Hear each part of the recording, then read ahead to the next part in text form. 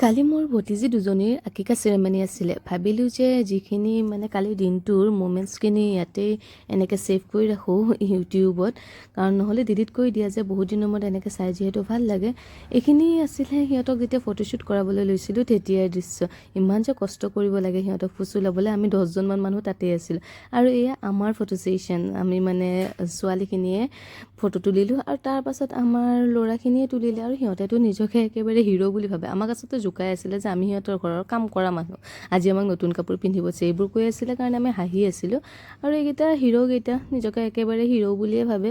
ইহঁতৰো photo উঠিলে আৰু তাৰ পাছত আমাৰ ফটো ছেশ্যন শেষ হোৱাৰ পিছত খানাৰ কাম আৰম্ভ কৰিবলগীয়া হ'ল, কাৰণ মানুহবিলাকো তেতিয়ালৈ আহি পাইছিলে। কিন্তু যোৱাকালি যে ইমান বেছি গৰম পৰিছে আৰু এনেকৈ কাপোৰ কানি পিন্ধি যে বহুত বেছি কষ্ট হৈছে। আৰু আমাৰ এনেকৈ কেটাৰিং পাৰ্টি মাতা নাছিলে। ঘৰৰ যিখিনি ল'ৰা আছে, আমাৰ কাজিনছখিনি আছে, সিহঁতে এনেকৈ বিলোৱা কামবিলাক কৰিছিল আৰু সিহঁতে যে কাম কৰিছে সেইখিনিও এই ভিডিঅ'টোৰ জৰিয়তে দেখিব, সেয়াও ৰাখি থৈ দিলোঁ। আৰু এইখিনি আছিলে আমি ৰাতিপুৱা দৈ চিৰা খাইছিলোঁ আৰু দৈটোৰ কথা ক'বই নালাগে, যিসকলে খাই নিশ্চয় জানে। গতিকে দৈ চিৰা খোৱাৰ যিটো মজা এইটোতো বহুতেই বেলেগ।